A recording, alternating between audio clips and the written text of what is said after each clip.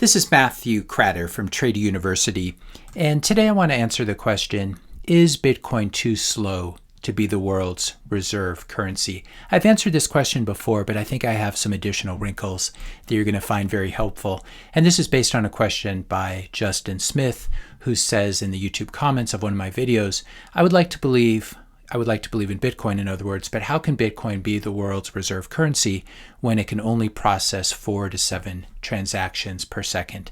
This is a common question and a very good question. So in order to talk about this, we have to realize how the current system works and what the current global reserve currency is. And everyone knows that's the US dollar.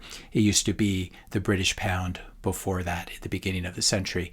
Now, the global reserve currency, it's used as a medium of exchange so people can trade using it, and it's also used for the pricing of global commodities. So for example, most energy and most commodities are still priced in US dollars. So that's the global reserve currency, and I've put that in capital letters to make the distinction. The global reserve asset is really US Treasuries, US government bonds. So we have global reserve currency, and then we have the global reserve asset, US Treasuries, government issued debt that's denominated in the global reserve currency, which is US dollars.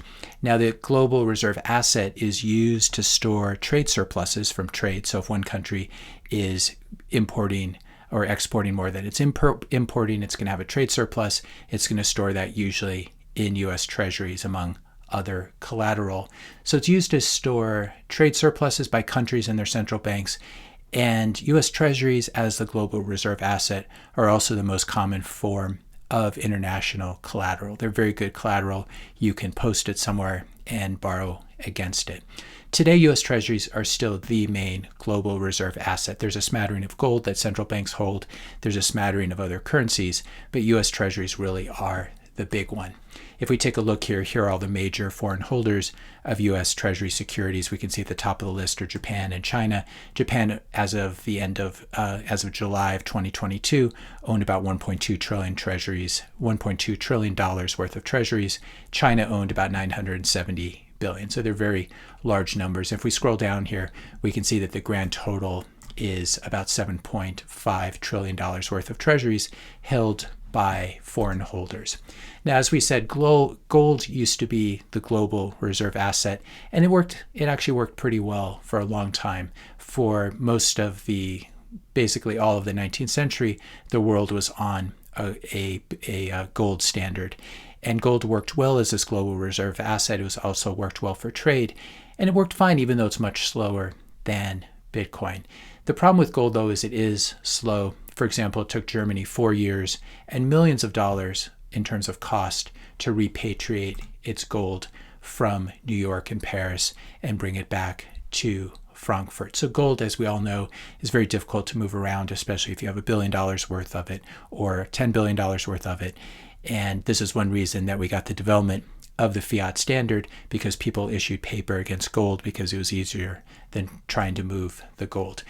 So gold functioned well as a global reserve asset, and Bitcoin could function even better because it's much easier than gold to move around. You can move it around the world fairly quickly and at a fairly low cost. So here's an example from 2021 of $2 billion worth of Bitcoin moving, and the transaction fee was just 78 cents. So both gold and US Treasuries have served as global reserve assets, and we can note here that moving Bitcoin is much faster than moving gold. It's much faster than moving US Treasury. So there shouldn't be any problem with having Bitcoin as a global reserve asset. The nice thing is not only is Bitcoin faster, but it cannot be censored like gold and US Treasuries can be. It's relatively easy to blockade gold if someone's trying to move a lot of it around the world and word gets out either by airplane or boat. It's very easy to stop the vessel.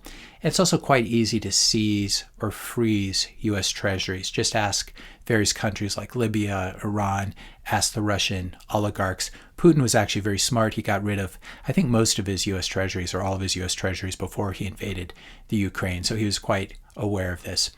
So unlike Bitcoin, both gold and US Treasuries can be censored. They are censorable. Bitcoin is faster than either one, and it cannot be censored. It also cannot be debased. Bitcoin cannot be devalued by printing more of it by any central bank. Unlike US Treasuries, where the Fed can destroy the purchasing power of the underlying currency, the US dollar, which makes your treasuries worth less when you convert them into purchasing power. So when we consider all these various aspects, especially this neutrality of Bitcoin and its censorship resistance, we can see that Bitcoin would actually be a much better global reserve asset than either US Treasuries or gold. And as we said, global reserve assets, they don't need to move around very quickly. Gold did not move quickly. US Treasuries don't move that quickly. But Bitcoin can still move quite quickly. And it is neutral, it cannot be debased, and it cannot be censored. So it has all of these advantages. If you're finding this video helpful so far, I just ask you to hit that like button and especially hit that subscribe button to help support the channel. So that's the discussion of global reserve assets. Now I'd like to return to the original question, which was more of a question about currencies as a medium of exchange. And the question was, I would like to believe, but how can Bitcoin be the world's reserve currency when it can only process 4 to 7 transactions per second? This is often abbreviated TPS and referred to as throughput. You might hear that those similar words. Now it's actually much worse than this. At least for the past year or so, the number of transactions per second has been much less than 4 to 7. Over the past 30 days, for example, it's been about 2.9. And over the past year or so, or past 2 years, it's been about 3 transactions per second. You can view this on the Clark-Moody dashboard if you want to keep up with it. Right here under transactions, we can see the rate for 30 days, 2.9 transactions per second on average. So how in the world, this is the question that a lot of newcomers to Bitcoin have, how in the world can something so slow ever become a global currency and be used as a medium of exchange for global trade? But I would say that this question itself betrays a lack of understanding of the current financial system. And I don't blame anyone for not understanding the current financial system because it's not taught about in schools. It's in fact quite obscured because the powers that be don't want people to understand how the sausages are made, because it's quite disgusting when you see the US dollar sausage factory. So this comparison that newcomers often make is they compare Bitcoin to Visa or Venmo or PayPal or one of these services. And this is an unfair comparison because Bitcoin, the Bitcoin network, is a final settlement layer. And I'm going to explain what I mean by that. When people compare Bitcoin to Visa, they're comparing apples and oranges, and it's a very unfair comparison. So I'll give you an example of final settlement involving physical gold. If I give you a bar of gold in exchange for your Porsche, once you have that gold in your hand, that bar of gold in your hand, or it's in your personal vault where you control the keys, that is final settlement. No bank can reverse a transaction. Of course, someone could come and try to rob your house. There's always that possibility. But if you have money sitting in a bank, you don't need someone to break in to rob it. The bank can just turn off your access. And so there is this sort of counterparty risk and banking risk. This is not true for bearer assets like gold and Bitcoin. And so they offer very good final settlement. When you have that bar of gold in your hand, you can consider it the transaction settled. Likewise, when you have Bitcoin, if you hold the keys, no bank can reverse the transaction. And this is quite different from Visa, Venmo, PayPal, and all these other services, even ACHs, which you can do between bank accounts. And that's because those services do not offer settlement finality. For most cases, for Visa transactions, they can be reversed, disputed, charged back for up to 120 days. And so if you notice something on your statement that's a wrong charge, you can call them a couple months later and still get it removed, no problem. The Visa network does not offer final settlement. It's very convenient to use, but it takes a long time for it to achieve final settlement, and it uses different layers in order to achieve that final settlement. It uses different layers of the US banking system. So when you make a charge on your Visa card, Visa helps to coordinate between your bank and the merchant's bank. Money gets moved back and forth between these banks using ACH or Fedwire or Swift or whatever service they're using. And then final settlement can take up to 120 days. Another example of final settlement, we use the example of the gold bar changing hands. Another example of very fast final settlement, or at least much faster than gold, is Fedwire.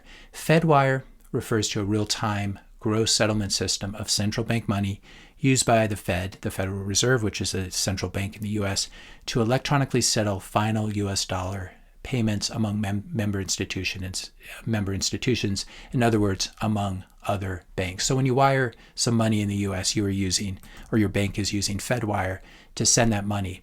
And Fedwire offers final settlement. So when you wire some money to buy a house, when you wire that down payment or that initial deposit, if you accidentally wire it to a scammer and use the wrong wire instructions, there's nothing that anyone can do about that as far as I can tell. The transaction cannot be reversed, just like Bitcoin transactions cannot be reversed.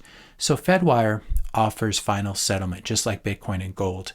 So when you're comparing things, you need to compare apples to apples, and that would be Bitcoin, gold, and Fedwire. If you're comparing Bitcoin to Visa, you're comparing apples to oranges because Visa requires all these additional settlement and banking layers. Now, we've already established that final settlement for gold is quite slow. It can take a very short period of time if you're doing person-to-person transactions, but this is not how global trade works. And we saw that it took Germany 4 years to repatriate its gold. When you're talking about billions of dollars moving, it's very expensive and it's very slow to move gold and achieve that final settlement. Now, how fast is final settlement for Fedwire? It usually takes, in my experience, about a few hours in the US, assuming you make the whatever the deadline is, depending on your time zone, though it can sometimes be faster. It seems like recently it's moved a little faster. There's a series of data here that's been put out by Fedwire Fund Services, and it's very interesting. It tells us the year, the number of transactions, and the average value of the transactions. So in 2021, there were 204 million roughly transactions that used Fedwire. This was up 11% from the year before, and these transactions transferred value of $991 trillion. So this is denominated in millions. You have to add 6 zeros to this, and you end up with 991 trillion. And the average value per transaction was about 4.85 million, 811,472 daily transactions. And so we can use this data to calculate the TPS, or the transactions per second, of Fedwire. If we assume there are 86,400 seconds per day, if I did the math right, and 811,472 Fedwire transactions per day, that comes out, if you do the math, to 9.39 transactions per second. Now, this is a little faster than Bitcoin's TPS, which is roughly, as we saw, 3 to 7 TPS, but it's not a different order of magnitude. And what we can see from this with Fedwire, to run the global reserve currency, at least for wiring money around and final settlement, you don't need Solana's 3,000 TPS. And you'll find that a lot of altcoins, they advertise very high transactions per second, like XRP does this, Solana does this. So the problem is, most of these coins that do this, they're centralized garbage. They have large pre-mines like XRP did, like Solana did. Solana itself is controlled by insiders. It's on a network that constantly crashes and needs to be restarted. It's not a serious contender for neutral money. And so I would really encourage you not to be misled by the marketers. Saying that a certain cryptocurrency has a very high TPS is nothing more than a marketing ploy. And we can see here that Fedwire just does 9.39 transactions per second, and it's able to settle the global reserve currency. Now, I'm not counting SWIFT and US dollars that flow through SWIFT, but this gives you an idea of the order of magnitude. Now, it's quite astonishing, actually, if you look into the amount of value that was settled, that achieved final settlement on the Bitcoin network. The most recent numbers I could find were for 2021, and they only go through, I believe, November of 2021. So it's not a complete number, but as of November 2021, the Bitcoin network achieved final settlement of 42 trillion US dollars.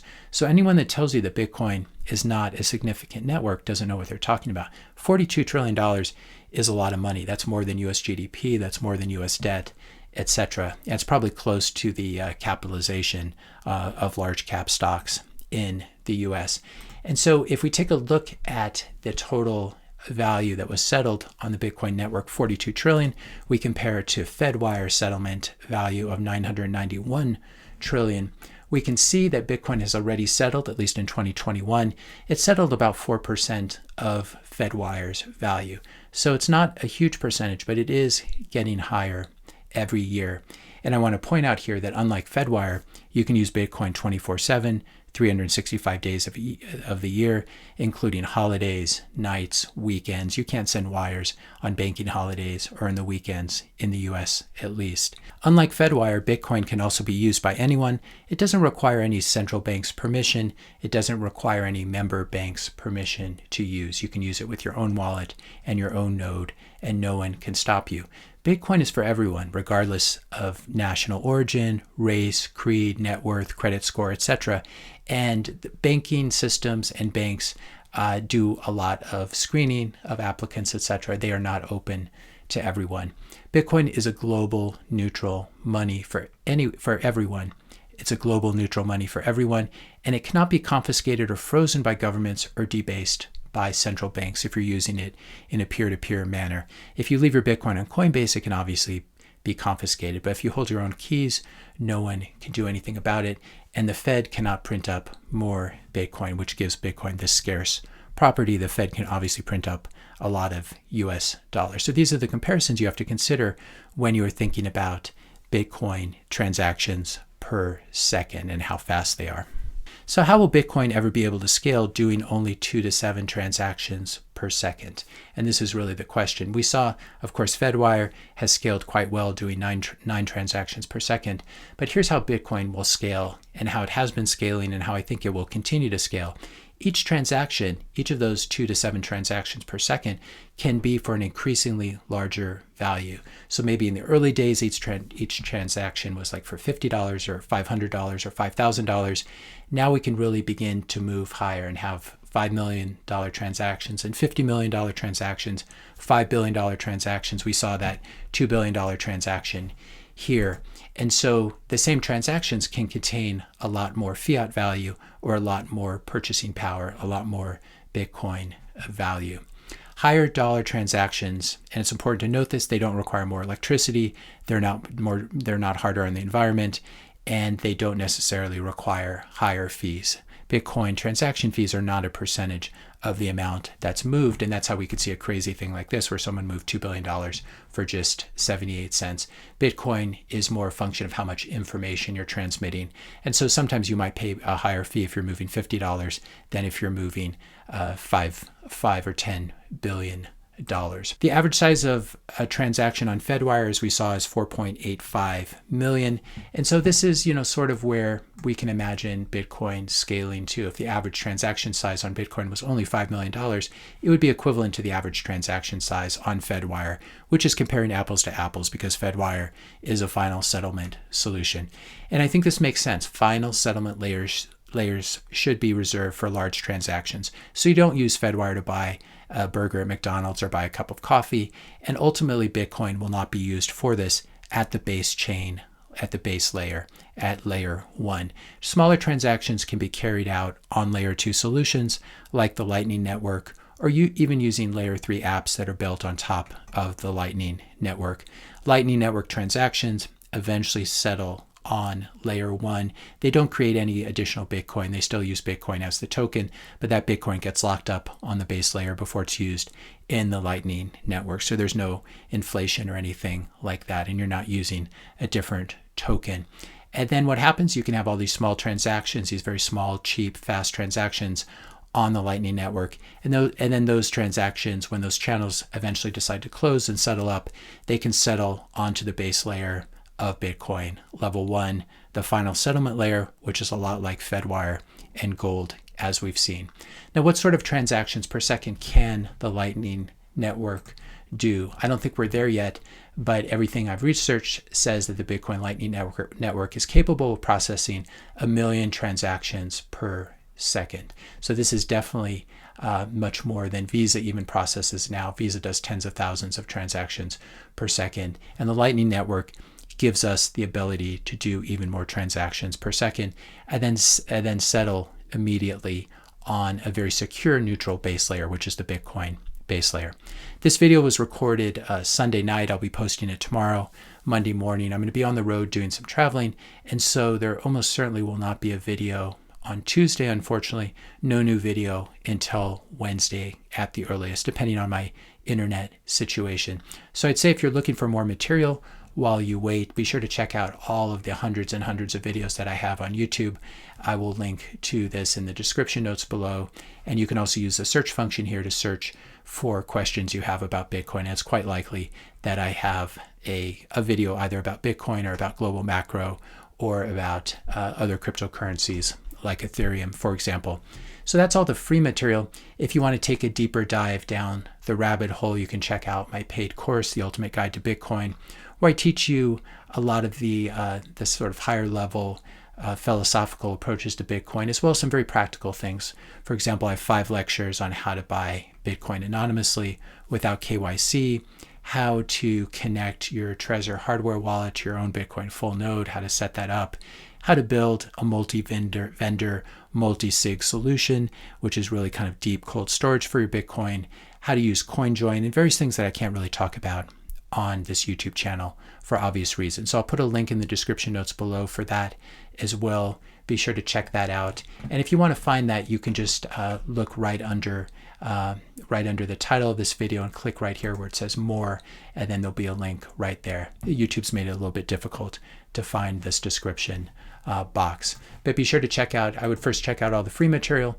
When you've exhausted that and you want to do sort of next level things, be sure to check out the paid Bitcoin course. You can also check out all of my other trading courses as well. I have courses on futures, options, trading momentum stocks, day trading, etc. And this channel has really moved to become more of a Bitcoin channel, but I do have these very valuable resources up here, how to make money with IPOs, how to swing trade with options. These are not good strategies in the current Fed environment, but we can be sure that favorable momentum trading environments will return, and we never know when they're going to return. And so if you have some downtime, it's always good to pursue different stock, option, and futures trading strategies, as well as really digging down and learning more about Bitcoin. So you can check out that material while I'm traveling. I hope to see you with a new fresh video on YouTube on this Wednesday. If you found this video helpful, be sure to hit that subscribe and like button. Hit the notification bell if you want to be notified when I publish my next video. And let me know your questions and comments in the comment section below. Thanks a lot for watching, and I'll see you in the next video.